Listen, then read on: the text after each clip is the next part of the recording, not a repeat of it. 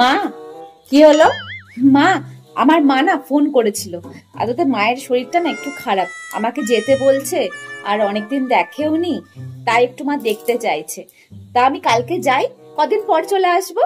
মা দেখতে চাইলেও আর তোমাকেও সাথে সাথে মুখ উঁচু করে চলে যেতে হবে? আর উনারও তো একটু ভাবার দরকার। তোমার একজন বুড়ি শাশুড়ি আছে, তুমি চলে গেলে এত বড় সংসারের কাজকর্ম কি করে তোমার বুড়ি শাশুড়ি করবে? সত্যি বলিহারি যায়।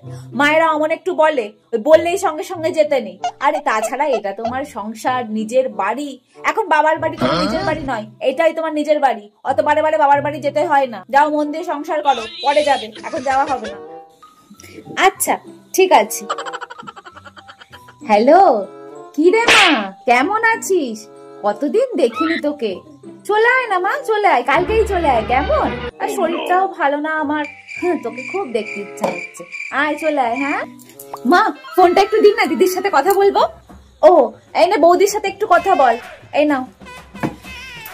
হ্যালো দিদি, শোনো না, মা যাই বলুক, ওইটা এখন কিন্তু তোমার নিজের বাড়ি, নিজের সংসার।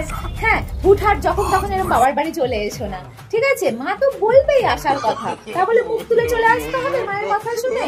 আর তোমার মা কি গো, তোমার একটা বুড়ি শাশুড়ি আছে, সে কি একা একা থাকবে, একা একা সংসার চালাবে? তোমার মা তোমাকে চলে আসতে বলছে, এটা কিন্তু খুবই অন্যায়। না না দিদি, মায়েরাও অমন কথা বলে। তুমি কোনো চিন্তা করো না, তুমি যখন তখন এরম ভাবে আসবে না, ঠিক আছে? নিজের সংসার নিজে বুঝে নাও, ঠিক আছে?